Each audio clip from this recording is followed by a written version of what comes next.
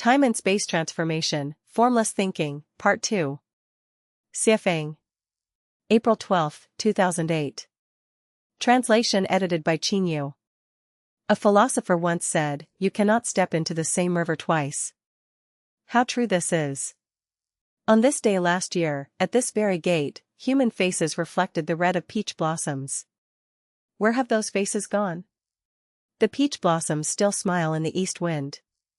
Young when I left home, and old when I returned, my accent was unchanged, but my hair has grayed. The children see me and don't recognize me, laughing, they ask, "Where has this guest come from?" As stars shift and constellations change, so do people and things. As winds and clouds fluctuate, the days become ever newer. Broken walls where foxes sleep and deserted platforms where hares tread, all were once places of song and dance. Yellow flowers chilled by the dew, and withered grasses shrouded in mist, all were battlefields of old. Is there constancy in rise and fall? Where now lies strength and weakness? Once inseparable, what about today? Russia remains, but where has the Soviet Union gone? Yesterday, I played and laughed under the knees of my elders. Will they be well in their old age tomorrow? Tall buildings rise, but is the brook flowing beneath the little bridge in front of my house still clear and murmuring? Yesterday, there was a bustling crowd at the house. Today it stands cold and empty, a lone crow on a bare branch. In the place of eternal vows, even simple tea and plain rice taste like the finest delicacies. When friendships turn cold, the sun and moon lose their light, and the sky darkens. When will the spring flowers and autumn moons end? How much do I remember of the past? The little building last night again faced the east wind, and I cannot bear to look back at my homeland under the bright moon. The carved railings and jade steps should still be there, yet the youthful faces have changed. How much sorrow can you have? It flows like a river of spring water heading east. The affairs of the world are impermanent, circumstances change with time. The heavens and earth shift, and seas turn into fields. After 3 days without seeing someone, look at them with new eyes.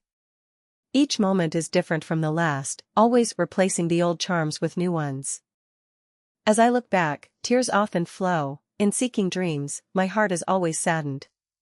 Time and space constantly shift, flowers bloom and fall, hard to hold on to, clouds roll and stretch, hard to shape. A sudden shower scatters the petals, high and low, the red flowers fall. Countless elm seeds flutter in vain, unable to buy the spring breeze. The weather varies widely, and waves stretch vast. The heavens have unpredictable winds and clouds, people have unexpected fortunes and misfortunes. 64 cosmic factors create countless, unpredictable transformations, beyond human comprehension. Unfortunately, joy and sorrow, parting and reunion, are always heartless. I watch the raindrops fall before the steps, dripping until daybreak. A day in heaven equals a year on earth, such is the nature of time and space. As time and space change, so must our thoughts and consciousness. Whether it's classic texts or customs, religious doctrines, or the words of wise figures, we must assess their value based on their effectiveness in the present. Clinging to tradition, rigidly holding on to old rules, and always applying the teachings of the ancients to today's actions leads only to hardship and endless suffering.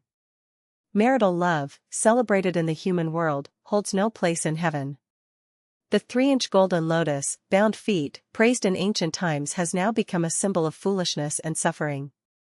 The spirits of Jingwei filling the sea, Quafu chasing the sun, Yugong moving mountains, and Yuhua mending the sky are commendable in spirit, yet their methods are flawed.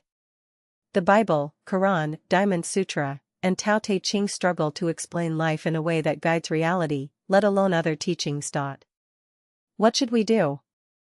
The only solution is formless thinking, otherwise, we will be dragged down by the past and confused by appearances. As time flies and days slip by like arrows, we must transcend the complex and ever-changing phenomena of the material world to seek the true source of all things. Only then will the sacred mountain feel close at hand. Only through formless thinking can we free ourselves from the entanglement of suffering and reach the ideal shore. Time can only make one grow old, but won't trust sentimental feelings. Long hating the parting at the pavilion, tears fall on spring clothes, easily sobering from wine. Last night, the west wind rushed through the parasol trees. Under the faint moonlight, dreams were often disturbed. From where does a single cry of a goose on a high building come? Everyone knows that salvation should be won. But with ambition won't have done. Where are the famous ones of days gone by? In grassy graves they lie now, every one. Everyone knows that salvation should be won. But with their gold and silver, they won't have done. Every day they grumble they haven't enough. When they've enough, it's only then they've gone. Everyone knows that salvation should be won. But with their wives and children they won't have done. The darlings every day protest their love. But once you're dead, they're off with another one. Everyone knows that salvation should be won. But with their sons and grandsons they won't have done. From old till now the unfilial young have paid their fond, blind fathers with a frown. For insights on achieving formless thinking, stay tuned for the next article. 1 + 1 = 0, Formless Thinking, Part 3.